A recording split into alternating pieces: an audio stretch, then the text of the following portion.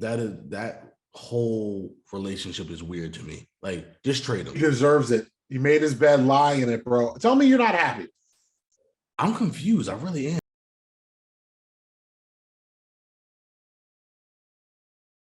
Welcome back, ladies and gentlemen. It's another great day to discuss other people's excellence. I'm the unforgettable one himself, Mr. Brett Carroll. Charles is always daydreaming, and we're two guys that like BSN at work. All right, the trade deadline has come and gone, and I don't know what sport the NFL thinks it is, but it's no longer the NFL. They are apparently the NBA. We had 10 trades just yesterday. At the trading deadlines, never happened before. It was wheeling and dealing. It was literally, wheeling and dealing. You got one alert before you can even react to that one. You were getting more, and I loved it. I think the Rams and the 49ers have ushered in this new age where teams are realizing, hey, because we're all running the same, because I think that's the biggest thing, right? Before, to be fair to the NFL, trades and free agency was never that big of a deal because scheme fits and all this other stuff. So really drafting and developing players into your system was the way to go. But because half the NFL is from the Sean McVay or Kyle Shanahan tree, I think we're seeing more trades because it's like, hey, I know this guy is good. I know he can fit in my system because we run the same system or a very similar system to where he just came from. So let's make a trade. And I think that's good. I think it's great for the NFL. I think it's great for the sport in general. It's obviously has us talking about the sport. I mean, the NFL trading deadline, when we were growing up. I think this is the first time you're actually talking about something that did happen in the 4 years we've been doing this. Like, this is the first time the NFL trade deadline, besides one or two moves that we were hoping would happen, it's usually a dud. It's usually more hype than anything else. All the fans get so hyped up with the rumors, and then 4 o'clock comes and goes. One random tight end or tackle that's like a backup gets moved for like a late round pick, and that's the biggest move of the day. And yesterday wasn't that, surprisingly. Like, fans like me and you, like, that are in our 30s, honestly didn't really think shit was going to happen. We temper our expectations. Even Adam Schefter was like, yeah, I don't think anything's going to happen today. He was like, we had 5 trades in the last week. I really don't think. And then he's like, oh, shit. And then, you know what I mean? Like, it was crazy. It was crazy. Again, growing up, the trade deadline would come and go. There was a time I didn't even know there was a trade deadline. I was like, oh.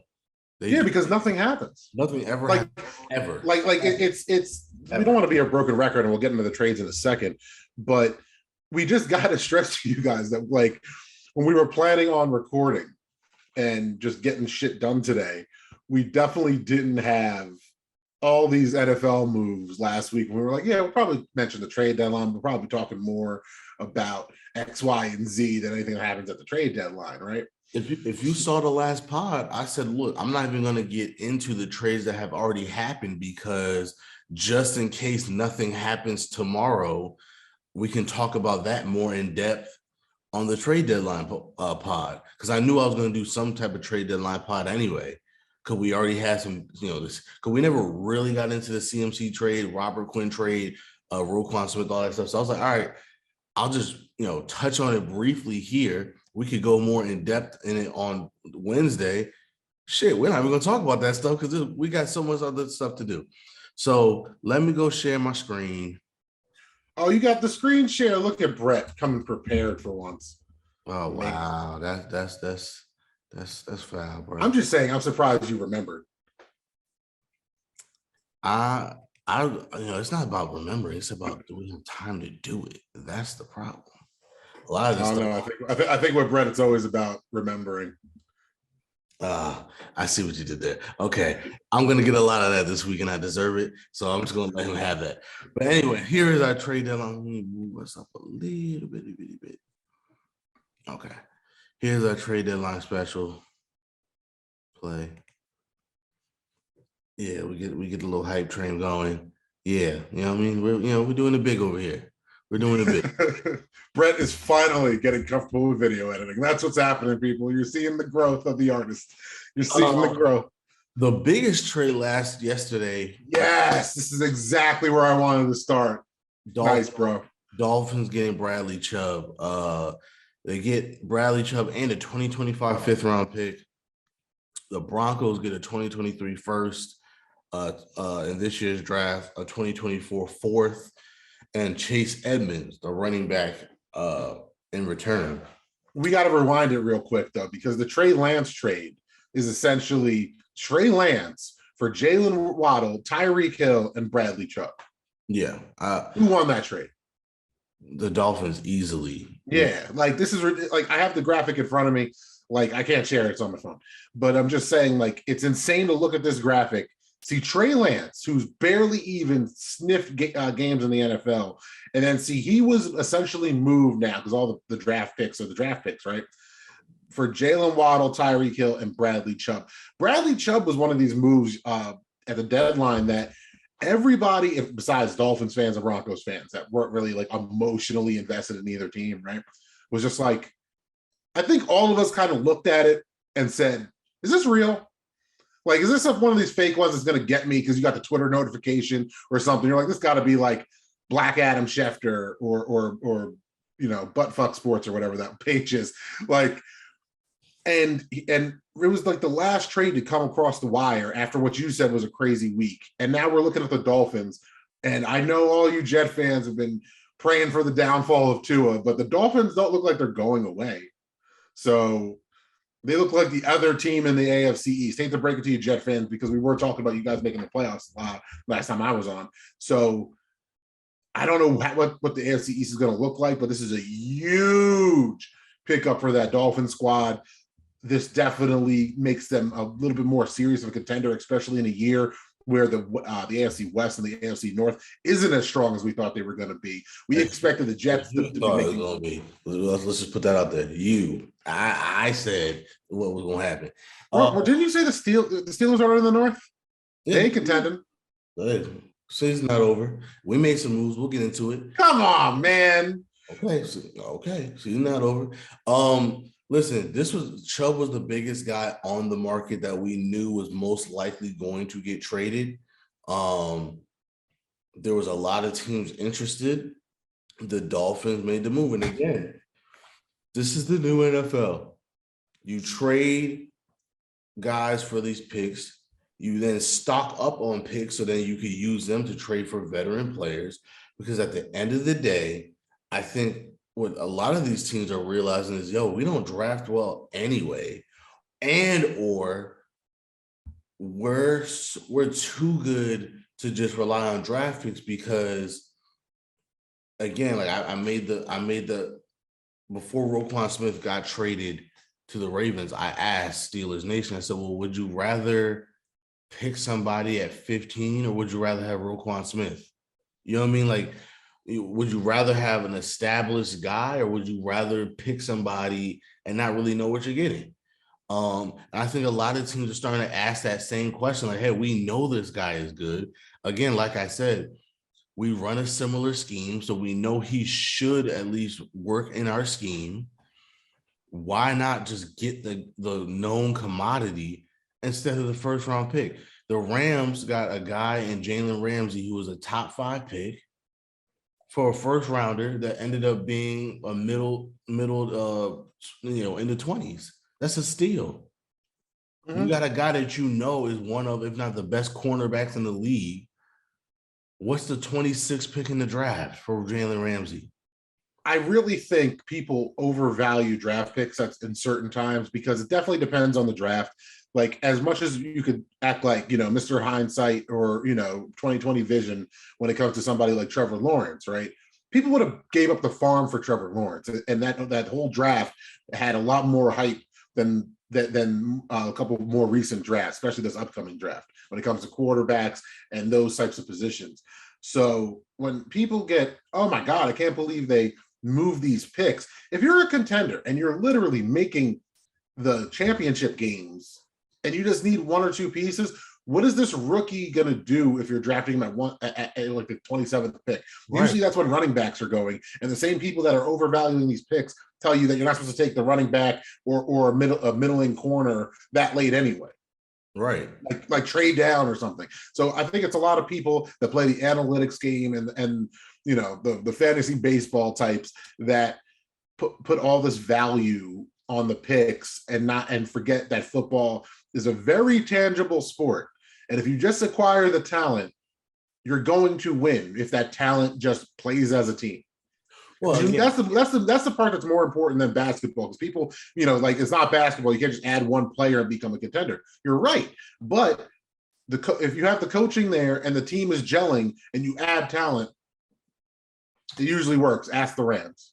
No, and again, but then also, you know, again, look at the Raiders. They did it, and it's not working for them. You know what I mean? Because of coaching.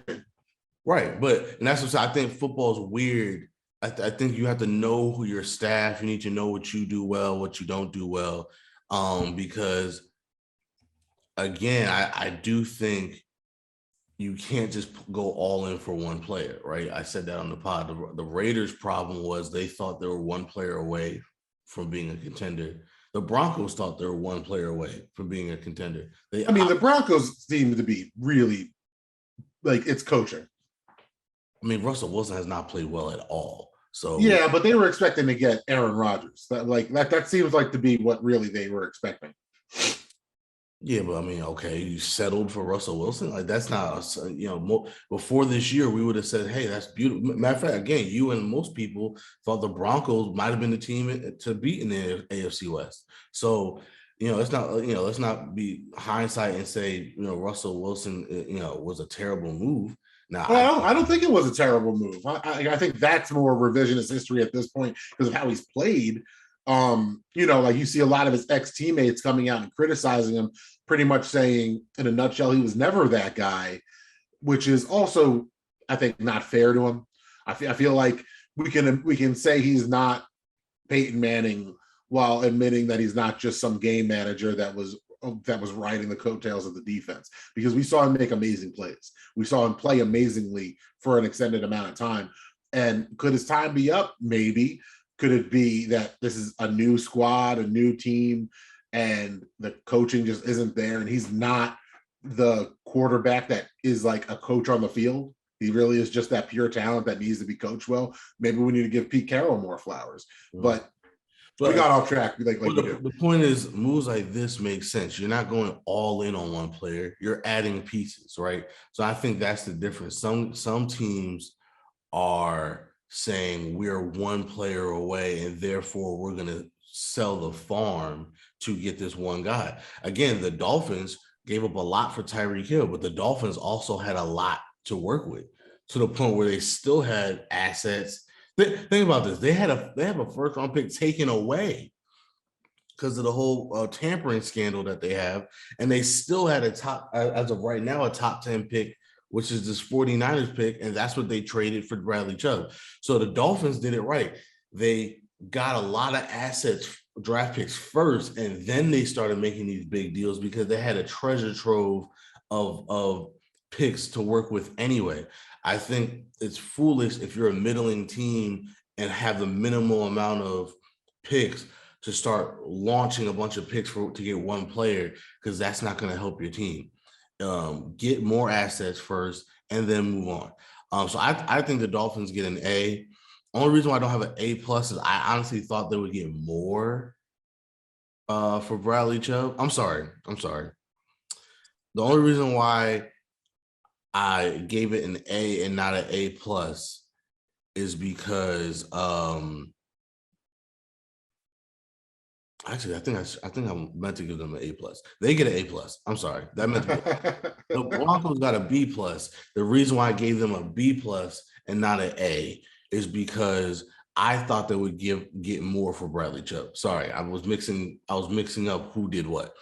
I thought the Broncos, because Bradley Chubb's a really good player and he's young. I thought that, you know, obviously whoever was gonna get him was going to have to pay him. So I understand that comes with the price of what you give up to trade for him.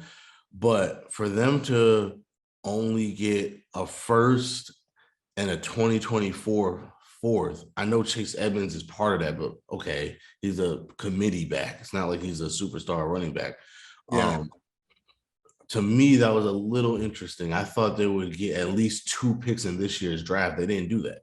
You know what I mean? Even if this was a 2023 fourth round pick, I would say, okay, great trade. A.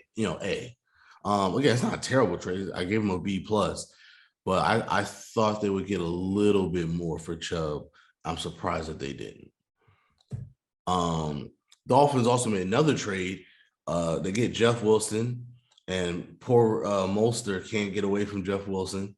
They were a committee backfield in San Francisco. Now they're a committee back in Miami. Once again, Mike McDaniels is coming from that San Francisco system. He knows that these 2 running backs work in that system. So what did he do? Go get both running backs. I don't need to overspend on running backs. I have 2 guys that I know work well in my system together. So they just get Jeff Wilson for a 5th round pick. I think, again, great trade for both players, for both teams. I think Dolphins get an A plus. You're not giving up much. You gave up a 5th round pick. And if you're the Niners, you got to pick back. They spent so much on Christian McCaffrey.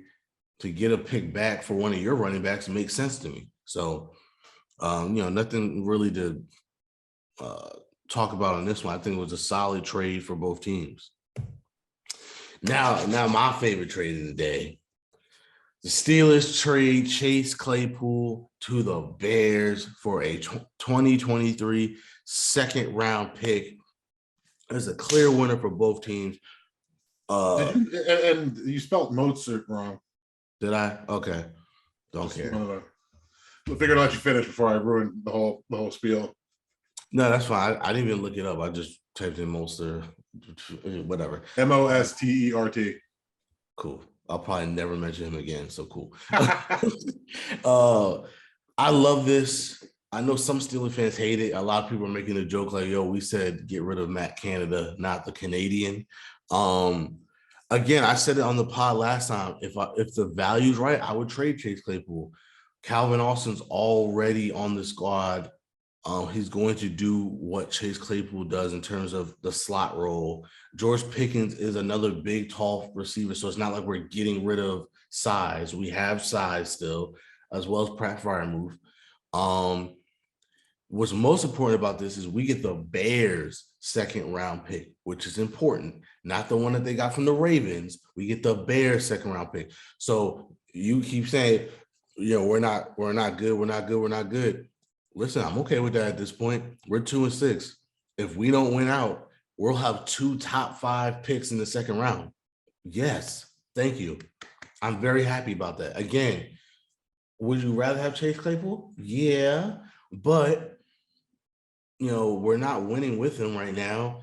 As long as Matt Canada is still our offense coordinator, we're not utilizing him correctly anyway. I'd rather have 2 top 5 picks in the second round, especially, again, know your strengths. We're obviously great at drafting receivers. So God forbid we have to replace Chase Claypool in the next year or 2. I trust that they'll be able to find a wide receiver to replace him. And like I said, we have a young guy in Calvin Austin that's already on the roster. That's a rookie. Again, they're 2 totally different receivers. Calvin Austin's a small, fast guy that he's going to be playing the slot position in a more traditional way, just being quick and fast and good route running and stuff like that, where Chase Claypool was more of a hybrid tight end wide receiver type of player. So 2 totally different styles, but Calvin Austin's still going to hopefully give you the same production, if not better production than Chase Claypool. So I think it's a great trade for the Steelers. And the Bears needed a receiver. You have a young guy in Justin Fields. Go get him a weapon. He's been playing really well the last 2 weeks. So give him a weapon that you can rely on, that he can rely on, and see what he could develop into. And on top of that, again, looking ahead in the draft, this year isn't the greatest for wide receivers, especially not like your traditional X receivers on the outside. So getting a guy like Chase Claypool, who he played the slot for us, but he'll be their X receiver, or at least their wide receiver on the Bears, it's a great trade. It's a great trade. Yeah, you gave up a second round pick. Yeah, even with Chase Claypool, that might be a top 5 second round pick. But this is a move for the future anyway. He's under contract for the next 2 years. So you have 2 years. So you have a year and a half basically to see what his relationship with Justin Fields will be on the field. If it works out, you re-sign him. This is not the only move you have to make. You got to get better at a receiving core altogether. But still, I think Chase Claypool is a great young receiver to build around. He has all the talent in the world. I don't think he's a great receiver, personally. I think he's a great talent at the receiver position. He doesn't separate as much as you would think he would should because of his speed. He doesn't high point the football, which drives me absolutely nuts. So you throw jump balls to him, and he tries to box out the defensive back, and he lets it kind of come into his body instead of high pointing the football and attacking the football with his hands, which is very annoying because a lot of his passes get uh, blocked by the defensive back because of that. It's like, bro, you're wasting your size. But who knows? Maybe the Bears can get that out of him when we couldn't, which would be interesting. But yeah, but he has talent. The talent is there. He makes some incredible catches. You can't teach his size. You can't teach his speed. So I hope some boneheaded decisions on the field though. Yeah, but again, he's young, and I wish him nothing. I wish him nothing but maybe not this year again, because again, let me get a top 5 second round pick. But I do wish him the best. I hope it works out for him, for the Bears, for Justin Fields. But again, I think he was a guy that made sense to move. I don't think we were going to re-sign him anyway. We have a lot of receivers, and I think they want to keep them cheap. I don't think they wanted to re-sign all of them. Even Deonta, he didn't get a mega extension. He only got a 2-year deal. So I think that's what they're going to try to do is keep this offense cheap while Kenny Pickett is still on his rookie deal, because that's how you win. And they're going to spend their money on defense, which I'm not mad at. A lot of Steelers fans are kind of mad at that strategy. I don't think that's the worst strategy in the world because, again, I do trust their ability to draft offensive players. So. Well, Chase Claypool's never had a 1,000-yard season. I'm saying this because the Steelers definitely get him. They got a second round pick from a bad team, which is essentially a late first round pick when it comes to the talent you're going to be able to acquire. And I've been saying this to you for since the offseason, since last year when you were on the Ben retirement tour, that Steelers fans are in denial about the situation their team's in. And I meant that from the quarterback position outwards, the whole snake routes from the head down type of thing, right? And the Steelers are rebuilding. There's no denial about it from everybody that's not a Steelers fan that it's going to probably be more than just this off season before y'all are back to contending form. That doesn't mean competing form; it just means contending form. You know what I mean? 2 different things when I'm saying those things. But this is exactly the type of moves you need to do. What you just outlined about having team-friendly deals that aren't long-term. That's exactly what the Steelers need to do. Those are the moves they need to do, because is Kenny Pickett the answer? We don't know that. We can't just judge him off the short sample size we have in his rookie year on a team that's questionable offensively, to say the least. I think even as the fan that I am of Najee Harris, he hasn't been what we thought he would be. As you said earlier this year on the pod, I believe, fucking Alabama running backs, man, they're just taught differently. I think we forget how hit and miss. I have my crazy draft rules, right? Like, I don't draft Ohio State quarterbacks. I don't draft USC receivers. Alabama running backs are buyer beware, because they really are. No, we need to just add them to it, because besides King Henry, who's the one? Well, no, there's been some good ones. I mean, Josh Jacobs, Damian Pierce. Oh, right. Josh Jacobs. Okay. But the crazy thing is they have so many great running backs in college that we forget it really is hit or miss. Like, Mark Ingram was good, he had a good career. We really do forget it's hit or miss, because every year they have a superstar running back, and somehow, some way, the guy that is there now is always better than the guy that just left. And sometimes we forget they get a running back drafted in the league every single year. So yes, there are a handful that have panned out, but there's also more probably that don't pan out. Yeah, but Najee wasn't drafted to be Mark Ingram, and I mean that as a compliment because Mark Ingram is good. He's been consistent his whole career. He's been a starter or a rotational back his whole career, and he's very talented. But he wasn't drafted to be Mark Ingram. He was drafted to be Derrick Henry. So that's the issue. Kind of like what you were saying last year with Saquon. Saquon wasn't drafted to be a good running back. He was drafted to be a great running back. Luckily, through the first 8 weeks, knock on wood now, that's exactly what Saquon's been, healthy. So again, this move, the Steelers need to acquire more assets because who knows after this season's all said and done, right? When you're looking ahead to the draft and what the Steelers are going to do, and you're plotting like what moves we need to make. Hopefully, the Steelers Nation has an abundance of picks so they can bring in the talent and reform their team. Because again, that's the only way right now, man. You guys aren't in this position that it was an upgrade because Big Ben left. That's what I was saying all offseason. Well, listen, Matt Canada. First of all, we had a lot of news yesterday. A lot of it excited me. The one news that I didn't get that I needed, I don't understand. Why is Matt Canada still on my offensive coordinator? It's been 3 years. It's been 4 different quarterbacks. At some point, it's not the quarterbacks. At some point, it's your system, bro. Your system is not good. It's not working. It doesn't matter. The worst part about the system, and this is, again, casual Steelers watcher here. I don't watch every week. I watch when I can, living in Jersey, being a Giants fan. Not everybody can run the 3 downs and a cloud of dust type of offense. Everybody's not Alabama. Everybody's not Nick Saban. And from what you tell me, from what my other friends tell me that are Steelers fans, it seems like that's the problem. There's no imagination. It's a very vanilla offense. No. And it's kind of like, yeah, this works when you have like the killer bees at full health to run a vanilla offense. But when you got a rookie with small hands, it works. If you're Mitch Trubisky, it's just, if you're going to do that, you need to have because here's the thing. I feel like our offensive line has gotten a lot of heat unfairly. I think our offensive line is much better than people are giving it credit for. Is it great? No. But people are acting like it's still like this shitty ass line that can't protect, can't do anything. The offensive line actually hasn't been the problem in my estimation. But again, they're not the greatest offensive line in the world either. But like I told you, they don't have to be. They just had to be a middle of the pack offensive line. And I think that's what they've been.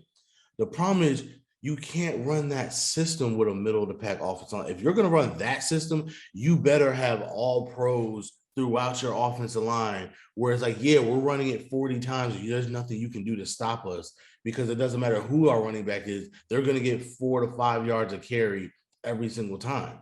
Like, that's not what this offensive line is. It's a very, again, it's much better than people are giving it credit. Matter of fact, the Eagles game was the first game where Kenny Pickett just had no time to throw. But again, the Eagles have one of the best defensive lines of football. So that's not even telling, you know what I mean? That's not a knock on the O-line. Najee Harris just isn't seeing the whole. Najee Harris is not a one-cut back, because even oh my God, I forgot his name. Our backup running back, he's been running the ball well. Why? Because he's north and south. He's an old school, put his foot in the ground, one cut and go. Najee's kind of trying to do this Le'Veon thing where he's just way too patient and he's dancing too much before he hits the hole. So it's like, bro, you don't got time for that. See the hole, hit the hole. I don't understand. There was this play on Sunday and it went viral. It was terrible. He caught the ball on a 3rd and 3 pass. There was nobody around him. And instead of just running when he would have easily got the first round, he caught it, turned around, and the first thing he did was start tap dancing, and 3 people came and tackled him for no gain. And it's like, yo, what are you doing? Like, that's so annoying, because I feel like we've been watching that, at least my generation, right? Because it's been happening forever. But when that happens, I think of people, and this is showing my age, but I'm like, yo, you're not Reggie Bush. Just run. Like Reggie. When Reggie Bush was at USC, I felt like every kid that was in high school and college was trying to do the Reggie Bush impression when they caught a screen pass. And it's like, just run. Like, you don't gotta. You're not a point guard. You're not dribbling it through the legs. Just go, bro. Just go. Like, yeah, Najee did grow up in college, so maybe he was a Reggie Bush fan growing up. I'm not sure, but yeah, not. And I'm not gonna. Everybody was a Reggie Bush. Unless you went to UCLA, everybody was a Reggie Bush fan when he was in college. Right, like. To me, I'm not going to give up on that. Now, again, remember, I did say I didn't want to draft him in the first place, not because I didn't think he was going to be good, but because at the time I said we have more needs than just running back. I don't want to draft a running back in the first round, but here we are. But I see the talent in Najee. I just think he has to learn. And remember, even King Henry, he was kind of quote unquote a bust his first couple of years. It took him a while to kind of figure it out. So I'm hoping that this is just a sophomore slump. So let's switch it though, because we're talking about the trade deadline, and when me and you talk about the Steelers a lot, and the Bears side of this. If you're a Bears fan, you're pretty much screaming every week, can you just get Justin Fields some help? Because besides the one little misstep he had, like in a press conference a couple weeks ago, I don't even really remember it now, where he kind of blamed the fans or something like that. Because honestly, he's been good his whole life, so he's losing in a meaningful way for the first time and on the biggest stage of his life. Let the kid have a moment to fucking deal with it. That's my opinion. Like you said, Ohio State quarterback, and but to be an Ohio State quarterback, you were balling in high school. The kid never sucked. And this is the first time he's not playing up to what he considers his standards. And everybody's screaming, can you help him? Get him some help. Me and you have been joking the whole season because for whatever reason, I got Bears wide receivers on my fantasy team, Mooney, and we're just joking the dude can't even get 15 points. Like when he's the only one to throw to against teams that don't even have good secondaries. And now you have, and somehow Justin Fields is playing games, running touchdowns in, making plays happen with nobody. So to get Chase Claypool, a player, as you articulated very well, is far from bad. Like, I think the Bears gave up a lot for them. You know what I mean? A second round pick is saying, yo, you need to be a productive member of this offense now. So that's good. He can be, for everything you outlined. Him and Mooney, hopefully they click, but hopefully the Bears don't act like the Packers and their entire draft offseason is just building this offense to, one, protect Justin Fields and get him more weapons, because you got two wide receivers. If you can get a third one and push Mooney into that second or a third role, then we're talking about like, yo, this core, you got talent on this core. If you get a tight end that can just be that tight end for you, you know what I mean? It doesn't have to be a star, but just be somebody that me and you, when it comes time to draft fantasy, we're like, yo, we want him because he's a guaranteed 10 receptions for like 60 yards a game. And that's all you need from certain positions. The Bears got a fucking quarterback. Justin Fields can be the best quarterback in Bears history, because I think the best quarterback in Bears history is Jay Booty Cutler. So like, it's a really low bar. But again, it goes back to the theme of, this is why you make trades like this. Again, unlike, we've been spoiled the last like 4 or 5 years, like where the wide receiver classes like are competing to see which one's better. This is the first time like, the wide receiver class isn't that great. So again, even if it does become a top 5 second round pick, who are you getting in the second round that has more potential than Chase Claypool? You're not going to get anybody for that. Well, you don't know, dude, because there's so many wide receivers that don't have the hype coming into the league, and then they just blow up. Like, the shit starts working for them. And there's different varying levels of it, because obviously there's these trash drafts where people get hype, so they do have this hype coming into the league. But as we discussed with this last draft, players like Kayvon Thibodeau, as hyped as we were, they could have went 1 in this draft, but in a deeper draft, they could have been going around 10. Like 10 to 15 instead of 1 through 10. You know what I mean? So that KT would have been a top pick no matter what draft you would. But I'm just saying, man, every draft depends on the talent pool itself. There's drafts where the first overall pick would be a second round pick in a deeper draft. I understand that, but what I'm saying is this year's wide receiver class, 1, are more slot guys anyway. They're not outside guys, and 2, it's just not as good as in years past. Now again, that doesn't mean they're going to be bad. They just don't have the star potential that the last couple of drafts have had. And again, with that being said, you have an established commodity that you know could at least be good when given the opportunity.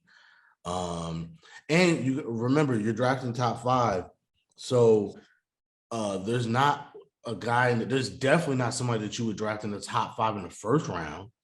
And so in the second round, it's like, do we take a chance on one of these guys, or do we take somebody that we know could be good? So again, I think it works for both teams. I really do. It makes a lot of sense. The Steelers weren't done. They made another trade for William Jackson III. I love this trade as well. It's basically just pick swaps in 2025. Like, okay, I'll take that. Now, William Jackson does have some money left on his contract. We have the money to pay him. This was a guy they wanted coming out of college. The Bengals literally traded up one spot ahead of us to get him. We had to settle for Artie freaking Burns, who was a bust. And to be fair, it's not like William Jackson III has been lighting it up in the NFL either. He has not. But he's a guy that, again, is still young, a guy that I think works in our system. And the trade. Young. He's 30. Is he 30 already? He's 30. Wow. Okay. He just turned 30, October 27th, like this year. Oh. But he just turned 30. So, I mean, again, you didn't give up. He's been in the league for 6 years. Yeah, you know what's crazy? I keep, there's a disconnect of like, we forget because they're in the college longer, they're older when they get into the league. Yeah, you do the basketball mistake of thinking these kids are 19 when they're getting drafted. Right. Some of them are 22. Because I was about to say, like, he hasn't been in the league that long, but you're right. 6 years, that makes sense. Yeah, he played football and he went to college. He went to Trinity Valley in 2012, and then from 2013 to 2015, he was in Houston. Right. But yeah, again, I think it's a low risk, decent reward for the Steelers. I really do. Like, what, again, 2024. So we're not even talking about this year or next year. These are 2025 picks, and we swap basically. So what are the Commanders doing? That's a money thing. Like, this is a money trade. It's a money trade. Get money off the books. He still has, like, I think we got to pay him $13 million next year. So they were just trying to get rid of him. But again, we have the money to do it. And again, I think he's the type of corner they want. They want these corners that they don't have to pay that much, that are long, lengthy. He's better in a man system. We're playing more man. You got your side of it makes sense. I'm not saying that part. I'm saying, as the Giants fan, I am, because it's one of these deals where, like, William Jackson, like, I played this dude twice a year for a couple of years now, and I don't know who he is. So it's a good trade for depth. And obviously, it's not like Steelers fans yesterday were like, "Oh my God, we got William Jackson III." No offense, we're going to win the Super Bowl. No. So I'm just saying it from the Commander standpoint. You're unloading the money. What do you plan on using it on? Like, that's all I'm thinking. Like, and I'm being serious, because isn't the defense the only saving grace of that team, or the pass rush? Really, they weren't even playing him anymore, because they which was another reason why they get a C-, because they kind of lowered their own value on him, because everybody knew they were trying to get rid of him. Like, they weren't even playing him the last couple of weeks. So we went on a whole rant about how trash the Commanders owner is. So go check that out if you want to actually know how we feel about this organization. So yeah, but great trade for. I think the Steelers are definitely, they definitely had a great day yesterday. This didn't happen yesterday, but it's probably the second biggest trade that happened this week. One of the Ravens got Roquan Smith, so I figured let's talk about it because again, I didn't get a chance to talk about it on the last pod because it happened after I recorded it. Before you hit the AFC North side of this trade, I want to hit the Bears real quick, because I just said that all that stuff about the Bears and rebuilding. They got the 2023 second round pick this year. Mm-hmm. So depending on how the Ravens finish, that could be a very valuable pick. A fifth next year, or no, the fifth this year. Oh crap! So they have 2 more picks in this upcoming draft. I think both of those will be offensive weapons, if not, the second round pick being an offensive lineman. But I think this is great. I'm surprised you got the Bears at a B- though. Yeah, I still think they could have gotten more. Really? Roquan Smith. So what are you saying? Like you think they could have got like a second and a fourth? I thought they could have gotten a first. I really did. I really thought they were going to get a first round pick for him. A second, but maybe they wanted the multiple picks, and all they would have gotten is one first for him. Yeah, I guess. And it's the opposite of the argument you were making, or the inverse of the argument you were making earlier about, is this pick going to be better than this player? They're pretty much saying no. Whatever one pick we would get wouldn't be a complete. You're telling me if you could get a second, a fifth, and a player for him, you couldn't have gotten a first and a fourth from somebody? I mean, maybe not. Like, I'm just saying, like, maybe this was the best deal they had on the table. Because if you're getting a late first and that's it, compared to a second, a fifth, and a player. I don't know, man. I don't know. Roquan Smith is one of, if not the best inside linebackers in football right now. This dude was quote unquote in a slump when he first came in this year because he had that hold in. So he came into training camp, but he didn't play. He quote unquote struggled the first couple of weeks of the season, and he still leads the league with 83 tackles so far. Like, this dude's pretty freaking good.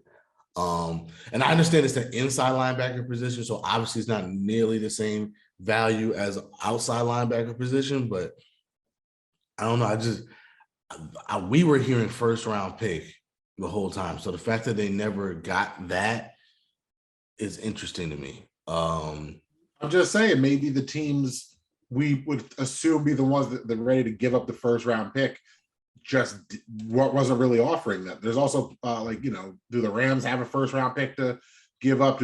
Are the Broncos going to give up a first round pick for this now? Like, the teams that make these splashy moves, like the Dolphins did make a move, it just wasn't for Roquan Smith. Yeah, I guess that's true. I'll put it to you this way. I mentioned the Steelers. If the Steelers record was better, I think we would have given up a first rounder for him. I think at 2-6 you can't, because it's like, well, we pretend right now we have a top 5 pick. Obviously, there's still a lot of season left, but as of right now, if we don't win another game, we're not giving up a top 5 pick for Roquan Smith. If we were even 500, I think we would have made that move, because he is the type of person that could turn your season around. You know what I mean? Like, I that's why I give the Ravens an A+. Their defense has been horrible, which is insane to say that a Ravens defense is bad. Like, that almost sounds blasphemous to say. Again, a nice young inside linebacker. That's pretty, and you didn't have to give up a first to get him. I A+ for the Ravens. I hate that he went to the Ravens. He literally could have went anywhere else. But I think it was a great trade for the Ravens. The Bears, I don't know, man. To me, you don't give up that type of talent and not get a first in return. That's just how I feel. I think he's that good. The next two are the weird ones of yesterday. Like, these are the ones that just have you scratching your head a little bit, especially this one. Detroit traded tight end TJ Hawkinson and a 4th round pick and another conditional 4th round pick in 2024 to the Vikings. And the Lions, there's basically 2 swaps. So the Lions swap and move up to the 2nd round, and then they get a 2024 3rd round, conditional 3rd round, because that 2024 4th round pick could become a 3rd rounder anyway for the Vikings. So it's weird. I'm guessing the Vikings have 2 3rd round picks in 2024. So it's one of those things where we can either swap one of our 3rd rounders with you, or we'll just get a 4th rounder. I don't know. But the point of the matter is, I don't get why they traded with him within the division. Yeah, you rarely see that. He's a good player. He's like one of the Vikings are good. The Vikings are really good. They're 7-1. There was like the one thing they needed was more consistency from the tight end position. So you just made them better. And to be honest with you, I don't think you got better out of this trade. Like, what is this trade doing for you? And he still had years left on his deal also. So it's not like they had to dump him right now or else he would walk away. Yeah, this is the one where I'm like, you didn't get a first for this. I'm like, they got a first for him. I'd be like, okay. I don't think he's good enough to get a first round pick. That's what I mean. Like but he means more to you. It's one of those situations where like he means a lot to me. I didn't come to you. He means a lot to me. So you have to pay what he means to me. And I just feel like they were like, oh wow, we could get a second for him. Okay, like, really? That's it. Here's the thing: they didn't get, again. These are swaps, so they didn't gain any more picks. They just improved on the picks, essentially that they're gonna get. You know what I mean? Like they're swaps. Both of these are. Well, swaps. no, now the Lions have 2 second-round picks.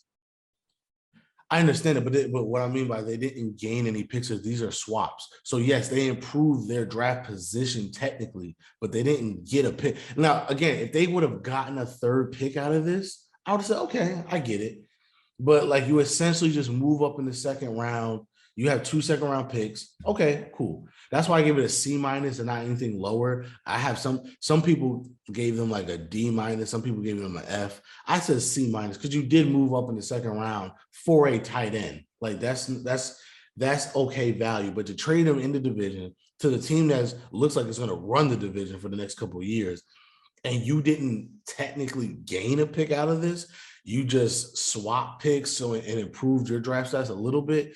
I just think that was really freaking weird. I don't get the logic behind that.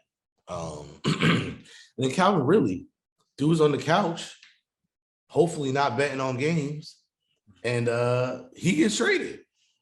And I actually kind of like this trade for both teams because if you're the Falcons, you do get a pick in this year's draft, which is crazy. So a guy that's not playing for you got you another pick in this year's draft, even though it's a 5th. A conditional 5th, that's still great. That's still something.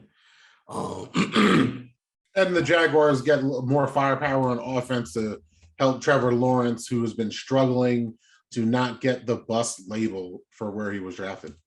Yeah, and Calvin Ridley could be their legit number 1. I think they have like a bunch of guys that like are like number 2s on their team right now. Calvin Ridley is good enough where he could be their number 1. Well, I mean, 1 week after trading James Robinson to the Jets, Etienne is looking like exactly what they've drafted him to be. So it's not like the Jaguars don't have talent; they just got to keep building on the talent. Yeah, that's why I gave them an A, and I gave the Falcons an A+ for this. I mean, I really think it works out for both teams. I really do. It makes sense. It makes sense for both teams.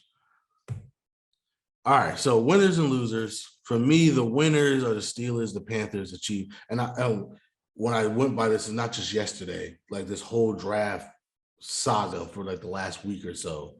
Steelers, Panthers, Chiefs, 49ers, Ravens, Dolphins, Vikings, Bears, Eagles. I think they all really improved their teams over this period, with the biggest winners being the Dolphins and the Panthers. Honorable mentions, the Ravens, Niners, Steelers. The only reason why the Niners, I love Christian McCaffrey for them. He's been killing it. They still gave up a lot to get him. I know he's Christian McCaffrey. I get it, but he is injury prone, and they gave up a lot of picks to get him. That's the only reason why I don't have him as a biggest winner, but they're still winners because as long as he's healthy, that's a win, right? You have a superstar running back on your team. Again, I love what the Dolphins did. Love that. And the Panthers, that's why to me they're the biggest winner. They moved Christian McCaffrey and almost doubled their draft assets in this year's draft alone. And their running backs have been running well without Christian McCaffrey. So good for them for figuring out, for not being so reliant on CMC, because that was, I think, part of their problem in the past. They were so reliant on CMC that when he was hurt, they were kind of just looking around like, well, what do we do now? I'm good for them for figuring out like, hey, man, if we got to do running back by committee, let's do that. Let's get more of a north-south running style instead of, utilizing Christian McCaffrey, and let's get draft picks. I love what the Panthers did. The Eagles and the Ravens are weird. The reason why I have them as winners but not biggest winners is because I thought they should have done more. The fact that the Ravens— What more do you want the damn Eagles to do, dude? They're stacked. I think they wanted to upgrade at running back and they didn't. I think. Thank God. I think they should. Well, you're saying this as a Giants fan. I'm just saying that objectively, they should have. Objectively, they're the favorites in the NFC right now. Like, what do you want them to do? I didn't put them as losers. I put them as winners. But I thought, but because of that, I thought they should have went all out and gotten Kamara, even if it cost them some draft picks. You don't need anything. What are those draft picks getting you? You know what I mean? Get Alvin Kamara. For the Ravens, same thing. Yeah, you got your linebacker and you improved your defense, but again, your offense is struggling. When are you going to get Lamar Jackson some help? I don't understand that. Like trade and get some receivers. They did not do that. Again, they got Roquan Smith, so I can't call them losers. I just said that was a great trade for them because I think they underpaid to get Roquan Smith. But the fact that they didn't get any type of receiving help, I think is a little bit sullies their thing. But I think they're still winners. Same with the Eagles. I mean, the Eagles I'm nitpicking because, like you said, they're undefeated. They don't really have a weakness. And they already addressed one of their weaknesses was pass rush by getting Robert Quinn from the Bears. I just thought they could have also tried to get some running back help. So that's why they're winners, but they're not, the biggest winners. To me, it's the Dolphins who are flawless and the Panthers for making one trade and changing everything, their entire outlook on their offseason. Good job. Losers. To me, the losers are all the teams that didn't do shit. The Giants, the Packers, the Cowboys, the Bills, the Rams. I don't know what the fuck those teams were doing. The biggest losers are the Packers and the Cowboys. Wait, we traded Kadarius Toney though. Yeah, don't care. You're losers. I told you this over the phone. I really think you guys should have made a move and got a receiver. Again, you guys are playing well. Strike again. I'm not saying mortgage the future, right? I'm not saying you should call the Broncos and traded 3 first-round picks for Jerry Jeudy. No, that's not what I'm saying. But you cannot tell me that there wasn't some receiver that you could have gotten for some mid-round picks, maybe a couple mid-round picks. I just think it makes. I really don't think the Giants wanted to give up a couple of picks for one receiver. But that's not Jerry Jeudy. I mean, you know what I mean? Like of that caliber, if we couldn't get who we would want, we're not going to give it up just to give it up. Like even when you were saying the Giants should trade for Chase Claypool, I was like, I don't know if we're going to give up a second or a third for Chase Claypool, and we didn't. I think that was a mistake. I really do. Only because, again, the NFC is wide open to me. I think you guys, again, I'm not saying mortgage the future, but I think you guys, Saquon's healthy, Daniel Jones is healthy. Why not see what you guys can do in the playoffs? I didn't put you as the biggest loser because I understand your point of it. Like, hey man, like, if it's not why aren't the Jets on here? Why aren't the Jets on here? I was going to put the Jets on there. I honestly think that loss on Sunday was so bad that it made them step back and say, you know what? Maybe we're not as good. You know what I mean? We're not there yet. The Giants haven't had that moment yet. And the Giants have such an easy schedule that it's like, bro, like y'all could go far. The Jets. There wasn't a wide receiver that we could have gotten, period, that would make us go far. I don't buy that. Like I'm just saying, like we've been good. We've been overperforming. You could have gotten Jerry Jeudy. You could have gotten Brandon Cooks. Jerry Jeudy, we're not winning a Super Bowl if we got Jerry Jeudy. We could have got Jerry Jeudy and Claypool. We still aren't going to go far. Far is relative. If we make it to the playoffs, that's far. Like you know what I mean? Like if you guys stay healthy, you're going to make. That's my point. If you guys stay healthy, you're going to make the playoffs regardless. Yeah, but if we don't stay healthy and we made a move for a wide receiver, we just look like clowns. Come on, man. Scare money, you know what I mean? But that's my point. Like I'm not giving away multiple picks for one wide receiver. And again, wide receiver is the most easily replaceable position in the league. Is all I'm saying. I'm not saying Gardner the future. I'm not saying that. I don't care if it's two. I don't care if it's a third and a fourth. I don't care if it's a fourth and a fifth. I don't care if it's 2 fourths in separate years. We aren't the team to be trading away picks for one wide receiver right now. That's not who the Giants are. If it ain't Jerry Jeudy, we don't need to get him. It didn't have to be Jerry Jeudy. There's receivers out here you could have gotten. Who? I'm not a GM. I'm just saying if there's an abundance of these guys, just name one. Because besides Jerry Jeudy, Moore on the Jets, and who else? It was and your boy Claypool, and I think there was like one Dolphins wide receiver that was supposedly going to be on the market or something, but none of them were like, oh my god, we need to make this move. There was some of the Patriots receivers that you could have gotten for nothing. I don't, but that's my point. Like, okay, why do I want a Patriots receiver? I have Patriots receivers. My receivers are trash too. Like, I don't need to trade for their trash to be like, oh wow, it's not that good over here either. There's literally nobody on the Patriots I want. I don't know, man. I just think you guys could have made some moves. I do know. Which Patriots wide receiver is making a difference on this Giants squad? You let me know. Nelson Aguilar could have been a deep threat for you guys. Nelson Aguilar ain't shit. That's why he ain't an Eagle. He's been playing well for the Patriots, though. Because the Patriots have the worst wide receivers historically. And so if you're just not terrible in the Patriots, you think they're playing well? But again, if you're talking, so that's what I'm saying. We can't have it both ways. If you're saying don't mortgage the future for a receiver, I'm saying, okay, there were other options. I don't want to trade a pick for Nelson Aguilar. That's not even, I don't want to. I wouldn't. I'm happy the Giants did it. If I saw that they traded a fifth for Nelson Aguilar, I'd be like, buy. We could pick up a guy off the street that's just as talented as Nelson Aguilar. But what's again, you guys are going to win a lot of games. What's a late 5th round pick doing for you? Bro, let us win a lot of games and keep all of our picks and then restack the team, because I can cut Richie and pick somebody up that is just as good as Nelson Aguilar. I don't need a trade for Nelson Aguilar. That's all I'm saying. I'm just throwing guys off the top of my head. And I'm letting you know there's nobody out there besides the names of Jerry Jeudy, of course.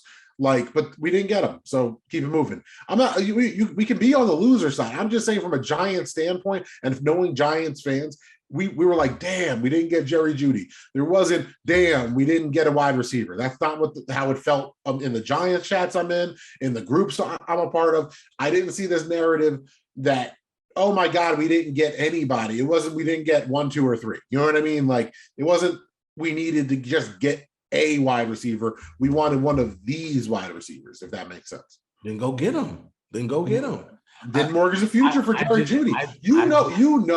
You know the Broncos were asking a lot. We know.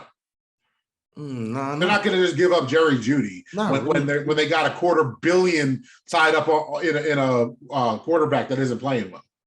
Not really, because he hasn't been that productive. And honestly, I think the price would have been decent. I don't think it would have been astronomical, because I think if you're the Broncos, if you can just get some picks back, you're okay. You know what I mean? I think obviously not going to give him away for nothing, but I think you could have gotten him for maybe a 3rd round pick.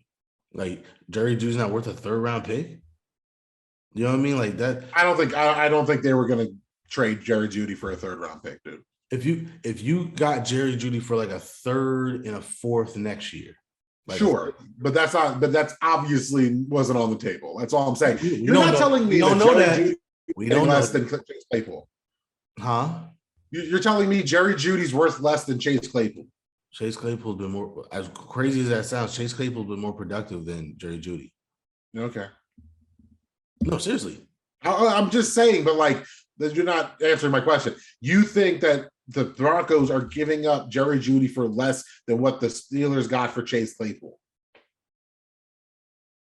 I think if you gave them multiple picks, they might. Again, they have a lot of money. And that's probably where the Giants said, nah, we're good.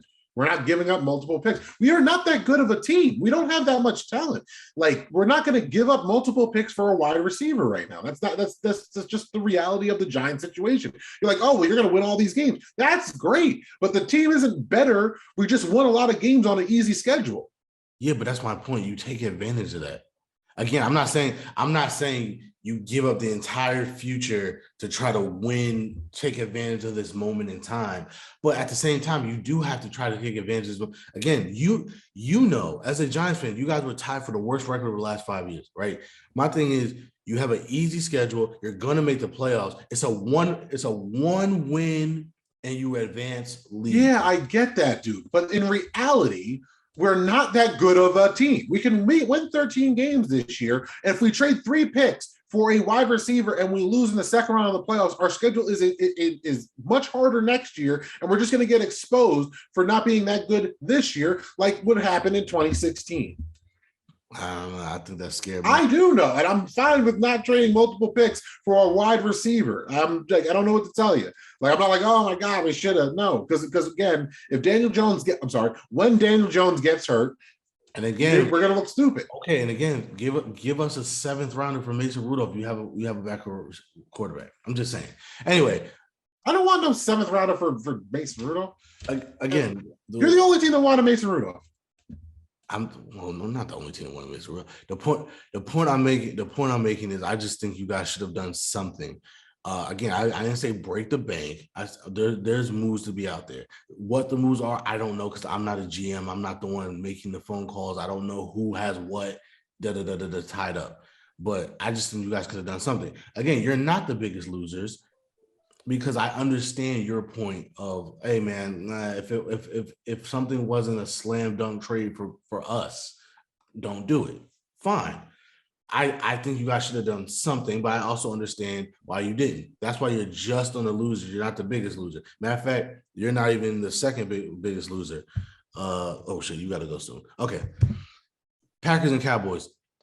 Packers, I don't know what the fuck they're doing with Aaron Rodgers. That whole relationship is weird to me. Like, just trade him. He deserves it. He made his bed, lie in it, bro. Tell me you're not happy. I'm confused. I really am. Like, if it's this bad, trade him. Like, I don't understand why they refuse to give him weapons. The Jets talking about it's over. So one thing that I was like, that'd be cool. Imagine if the Jets traded for Aaron Rodgers at the deadline. I would have done it if I'm the Jets. Seriously, the Packers and the Cowboys, again, what are y'all doing? What are you doing? The Cowboys, I understand their money is really tight, I believe. So I get it, but I still think you see the Eagles are making moves. Like, I guess my point is, in comparison to everybody else, right? The Bills made moves, the Chiefs made moves. All these teams that are in, the Eagles made moves. All these teams that are in. How are the Bills losers? Nyheim Hines, as much as I love Nyheim Hines, I just don't understand that move. Again, you're the Bills. Go all in for freaking Alvin Kamara. Like, that's the one thing you need is a run game. I disagree. I don't think they're losers, but okay. For the trade deadline, again, because again, if you're gonna go out and get a running back, you basically just got a somewhat better version of what you already have at the running back position. Why do that? Go all in for Alvin Kamara. That's the same thing for the Rams. It's the youth, dude. Like, that's what it is. I guess. Again, you're trying to get over the hump and win a Super Bowl. Having a dynamic running back might be the difference between you losing to the Chiefs or beating the Chiefs. And again, what is the 30th pick in every round doing for you? You know what I mean? Like, you already have a stacked team. Give them those picks. Who cares? Give them those picks. Go get your guy. And if you win 2 Super Bowls out of it, are you going to care that, oh my God, we don't have our 2025 4th rounder? Oh no, let me dry my tears with my Super Bowl towel. Like that's why. Same thing with the Rams. Now the Rams, the only reason why I added the Rams is because if you were going to go all in for CMC, why wouldn't you go all in for Alvin Kamara? That's the one trade I wanted to see happen. I wanted to see CMC and Kamara in the same division again, as that rivalry. Because again, apparently they just got outbid for Christian McCaffrey. So I don't understand why the Rams didn't do it. And they didn't even trade Cam Akers, I don't think, which we thought they were going to do. The only reason why they're not a biggest loser because they already won their Super Bowl. So whatever. You know what I mean? Like, I don't think they're crying about it too much. But yeah, the Packers are the biggest loser out of all this. Because again, I just don't know what they're doing. I really don't. Apparently they offered a second for Chase Claypool. Obviously the Bears' second was better. How do you not outbid the Bears? How do you not say, fine, we'll give you a second and a 4th? Like, how do you not? I don't know. All right, that's it. You can find me at Never Forget Me. That's NEVA_4 BRETT_ME on Instagram and Twitter. I'm out to Chuck D on all the socials. We're at D_Dope blog on Instagram, the Dope blog, all one word on Twitter. www.thedope.blog. Because you're watching this on YouTube, please like, share, and subscribe. And join us next time as we continue to discuss other people's excellence. Just relax, Aaron. Just relax. Just relax. RELAX.